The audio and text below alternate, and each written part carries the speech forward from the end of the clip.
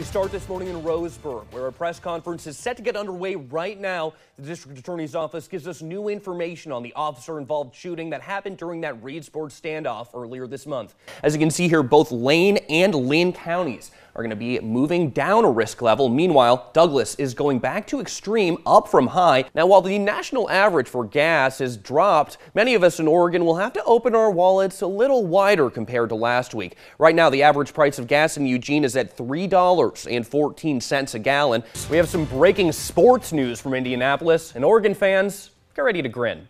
The Ducks just beat the Iowa Hawkeyes 95-80, and this was a high-scoring affair. And now we're checking in on our local vaccination rates. Benton County is in the front of the pack with 15%. This morning, the World Health Organization will hold a briefing on their investigation into the origin of COVID-19. So, case closed, right?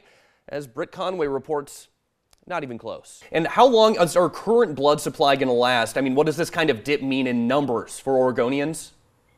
It's been a tough dip. Have you ever typed a web address into your internet browser only to be off by just a letter and then sent to a different site? Well, you're not alone, and scammers are taking notice. So you're eligible for the vaccine. Now what? How can you get in line to get your shot? Well, you can make an appointment one of three ways: through your county, through your primary care clinic, or through your pharmacy. But no matter what you do, it's going to take patience and an internet connection. Most counties in our area are offering some sort of mass vaccination clinic, so pre-registering with them is a good first step. Lane, Benton, and Coos counties have online forms for you to fill out with some basic personal information. Once they determine you're eligible and have enough doses, you can expect an email to schedule an online appointment. In Linn County, you don't need to pre-register and wait for them to reach out to you. Instead, you can sign up for an appointment directly online, but once those appointments fill up, be prepared to go on the wait list. Douglas County, though, is different. For now, they're only vaccinating people through their primary care providers. And that brings us to your second option, getting vaccinated at the clinic. And here, your mileage might vary. Some outpatient clinics like Oregon Medical Group say that they're reaching out to eligible patients directly when there's enough of the vaccine to set something up, so no need to call. Peace Health says that they've already used up their vaccine supply and aren't even scheduling first doses. Nova Health hasn't even received any of the vaccine yet at all. In the end, the only way to know the procedure at your primary care clinic is to look it up online. And your third option to get an appointment, pharmacies that are getting doses from the federal government. In Oregon, the only options are Costco, Safeway, Albertsons, and Health Mart. As of last week, 5,000 appointments had already been scheduled at 127 participating pharmacies statewide, many of which had only received 100 doses. Which is why for now, scheduling an appointment is far easier said than done. Most pharmacies are going to have an online scheduling tool like this one. All you need to do is enter your zip code or find your nearest location, confirm your eligibility, and try to set up a time.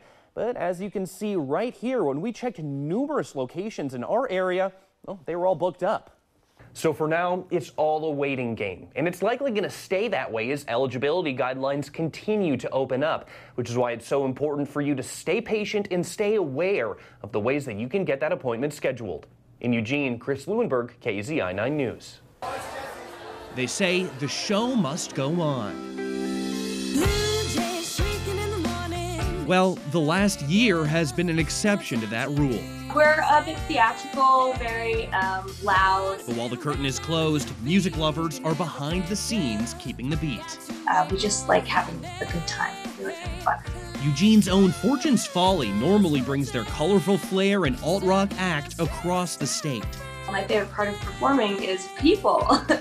Back and forth flow between the audience and the band.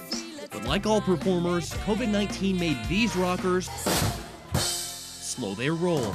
We are all now focused on our other jobs, which is great, but there is like that kind of hole in our creative spirit.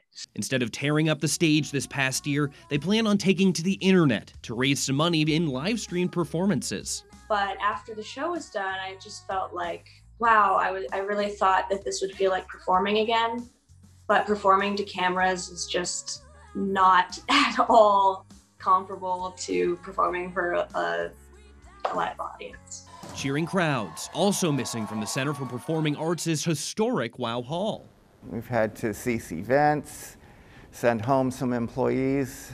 The bulk of Wow Hall's income comes from ticket sales, and the box office hasn't been booming. Well, it changes all the numbers and it changes all the bottom lines. Hit the gas, go! Lane County's move to the moderate risk level means that venues like Wow Hall could technically open up, just at 50% capacity. It's all a calculation. How much capacity do we need to pay the bills? And we'll work that out the same way everybody else is working it out as we go. But in March of 2020, facing a budget hole, CCPA's donating members filled the gap with a swell of contributions. And I was one of the many people who answered the call to become a member. Never been a member before. I thought, wow, this is a hard economic time. The silver lining, the center is refocusing on its mission to serve the community that helped them keep the music rolling. Focusing back on our original mission, which is to be a community center for the performing arts, as well as a gathering place. And we just want to dream big and wide and diverse. CCPA's board hopes they can start music classes and community events before performances return, hopefully in the fall. That's when Fortune's Folly hopes to return to the stage too, with performances already booked, pandemic willing. I think it'll feel great. I think it'll be very cathartic. All the pent-up creativity being used to fundraise and record a new album. Proof that you just can't stop the music. Yeah, we're just gonna hang on a little bit longer until, full anarchy happens and we're making music and we're seeing each other and we're playing anyway, so see you eventually. Thank you! In Eugene, Chris Lueneburg, KEZI 9 News. They both had previous connections. The hustle and bustle of the courthouse may have died down in the past year due to the pandemic, but that doesn't mean the courts haven't been busy. Brooke Reinhardt of Public Defender Services of Lane County says that in 2020, they were involved with 300 cases of people charged with drug possession alone. Those are people who, after February 1st of this year, would not have been treated like criminals. They would have been treated like people who had a legitimate addiction that needed to be dealt with. We know a jail term isn't good drug treatment. Measure 110 promised to save our overburdened courthouses the stress and strain of those cases and be more humane, too. Possession of small quantities of drugs is now officially just a violation-level offense. If someone gets caught, police will cite them with a ticket, with the choice of either paying $100 or doing a health assessment instead, where they can get connected to treatment. I'm glad that Oregonians saw that treating addicts as criminals is not a step forward and doesn't make anybody safer. Measure 110 removes unfairly harsh punishments for minor drug crimes. But not everyone sees the same rosy picture, including Lane County District Attorney Patty Perlow. I predict that property crime is going to go up, drug usage is going to go up, overdoses are going to go up.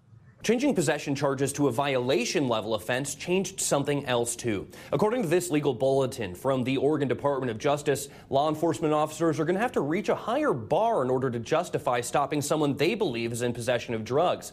It says, quote, the reclassification of mere possession as a violation will limit officers' authority to make initial stops based on suspicion of drug possession, to investigate suspected drug possession even during a lawful stop made for another offense, and make arrests. Which means we're going to be in a position of needing to presume that something is a violation until it's proven otherwise. So mere possession of drugs is now a violation, but other drug offenses are still crimes like distribution, manufacture, or possessing a larger quantity of drugs. To justify investigating a crime, law enforcement officers need reasonable suspicion, but for a violation, they need probable cause, a higher standard.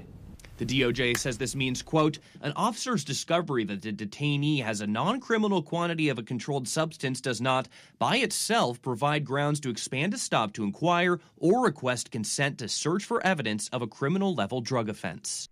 So if you're shooting up heroin in a Fred Meyer bathroom and somebody calls the police,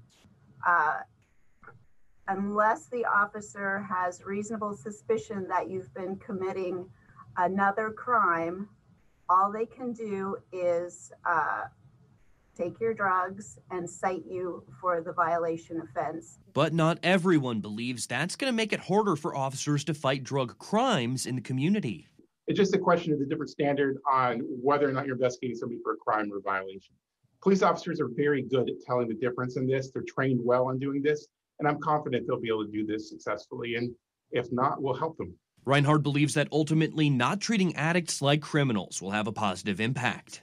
There's always trade-offs when you pass criminal justice reform. There's always things that are going to be harder and easier, but I just don't see any numbers that say that people are going to commit more property crimes. He says that Lane County has not been prosecuting possession cases since Measure 110 passed in November, a first step on the long road to promoting recovery. In Eugene, Chris Lueneburg, KEZI 9 News.